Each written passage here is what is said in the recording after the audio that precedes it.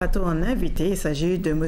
Mamour Fall. Il est le président de l'ONECA, Ordre national des experts comptables et des comptables agréés, une organisation créée depuis 2000 et qui fête ses 10 ans d'existence les 3 et 4 février prochains. Bonsoir M. Fall. Bonsoir Seynabou. Alors, tout d'abord, est-ce que vous pourrez nous présenter la fonction d'expert comptable et son apport dans une économie nationale?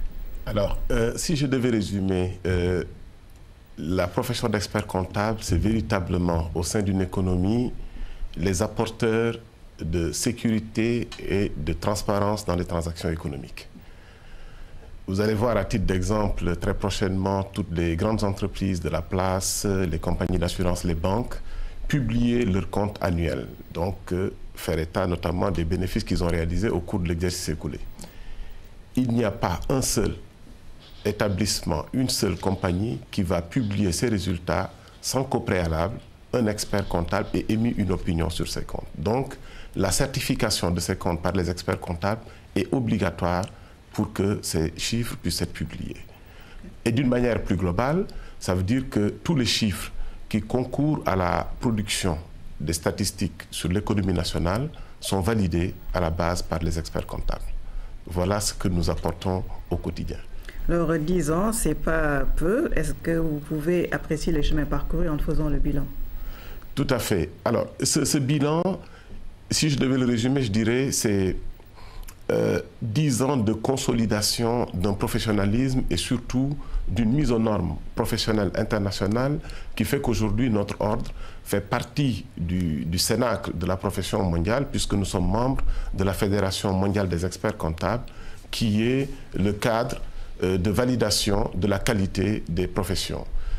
Par conséquent, nous avons aujourd'hui 130 professionnels regroupés, très compétents, disposant d'un corps de normes professionnelles de très haut niveau, leur permettant d'assurer l'intégralité des missions d'assurance sur le marché de l'audit au Sénégal. Aujourd'hui, contrairement à ce qui se passait il y a 20-25 ans, l'essentiel des missions d'audit, pour ne pas dire l'intégralité des missions d'audit, sont faites par des cabinets sénégalais, ce qui est une très belle avancée. Et si je devais faire un bilan, je dirais que celui-là suffit à lui tout seul pour dire que la profession a bien évolué. Alors, le thème de vos assises porte sur la gouvernance d'entreprise, transparence et communication financière. Est-ce que vous pouvez nous expliquer la pertinence de ce sujet? Alors, sur les 3 thématiques, nous sommes véritablement au cœur des préoccupations des entreprises. La gouvernance, parce qu'aujourd'hui, améliorer les pratiques de bonne gouvernance dans notre environnement est une préoccupation majeure. Il n'y a pas longtemps, l'ensemble des acteurs de la place financière de Dakar se sont regroupés pour procéder à l'élaboration d'un code de gouvernance des entreprises qui a été présenté devant le Conseil présidentiel de l'investissement. Ce code, aujourd'hui, présente toutes les qualités pour être reconnu dans les standards internationaux. La transparence, la sécurité de l'information financière présente un enjeu particulier dans notre pays, surtout au moment où, dans le cadre des concertations nationales sur le crédit, une des grandes faiblesses qui a été relevée, c'est qu'il y a un manque de confiance dans l'information produite par les PME. Et nous voulons participer, de notre point de vue, à faire en sorte que notre rôle de médiateur puisse s'améliorer dans le cadre de la relation entre les banques et les entreprises. Et cette relation-là passe par une très bonne qualité de l'information. Les états financiers qui sont préparés par les entreprises doivent être des états financiers qui reflètent la situation économique des entreprises et qui permettent aux banques de pouvoir non seulement leur faire confiance, mais également leur accorder du crédit sur la base d'une information claire et transparente. Alors, M. Fall, dernière question. Est-ce que votre profession au Sénégal est adaptée aux normes comptables et professionnelles internationales en vigueur en ce moment?